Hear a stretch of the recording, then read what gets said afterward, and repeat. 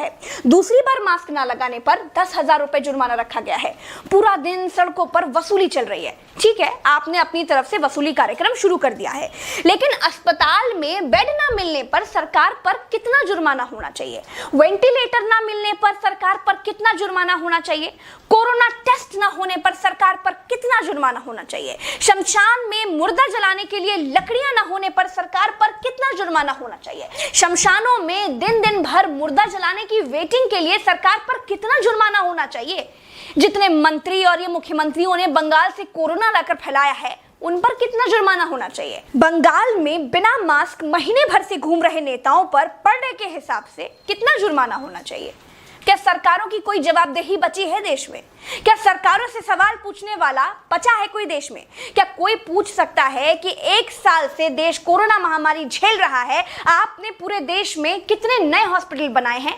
अगर नहीं बनाए तो क्यों नहीं बनाए हैं? क्या कोरोना आपदा में घिरे देश को 1,000 करोड़ के नए संसद भवन की जरूरत थी? क्या देश को 300 करोड़ के नए बीजेपी दफ्तर की जरूरत थी? क्या देश को तत्काल 1100 करोड़ के राम मंदिर की आवश्यकता थी? मंदिर के लिए चंदा मांगा जा सकता है तो हॉस्पिटल बनाने के लिए भी सरकार चंदा मांग सकती थी, लेकिन अस्पताल बनाने की नियत नहीं थी। मूर्ति बनाने की नियत थी तो बना दी। सरकारों ने अस्पताल नहीं बनवाए। क्या इस देश की पब्लिक सरकारों पर कोई जुर्माना लगाएगी? क्या कोरोना आपदा में देश को कुंभ सजाने की आवश्यकता थी? क्या देश को कोरोना महामारी के बीच बंगाल चुनाव में रैलियों की आवश्यकता थी? नहीं थी। देश को अस्पतालों की, डॉक्टरों की, कोरोना की दवाइयों की जरूरत थी। कुछ दवाइयां बनाई भी तो वाहवाही के चक्कर में विदेश भेज दी। आधे अधूरे टीकाकरण में देश अभी अटका हुआ है। और ये कैसा टीका बनाया है जिसे लगाने के बाद भी कोरोना हुआ जा रहा है? क्या कोई सवाल पूछेगा? चीन ने कोरोना को फैलाया और पूरी तरह से कंट्रोल कर लिया। अपनी जीडीपी में रिकॉर्ड बढ़ोतरी कर ली। चीन से सब कुछ तो ले ही लिया है, सीख भी ले लो।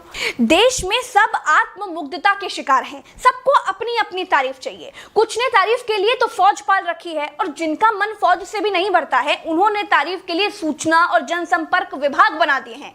गाते रहिएगा ना, जनता का बैंड तो ऑटोमेटिक बज ही रहा है। जिनके अगल बगल से कोरोना से लाशें नहीं उठी है ना, वो मेरी बात को नहीं समझ पाएंगे। जो कोरोना की पीड़ा से गुजरे हैं, जिन्होंने कोरोना से मरे हुए लोगों को शमशान में जलते देखा है, जिन्होंने कतार में लंबी लाशें देखी हैं, वो जान जाएंगे कि मैं क्या कह रही हूं और क्यों कह रही हूं। चलते हैं। राम राम, जय हिंद, दुआ सलाम।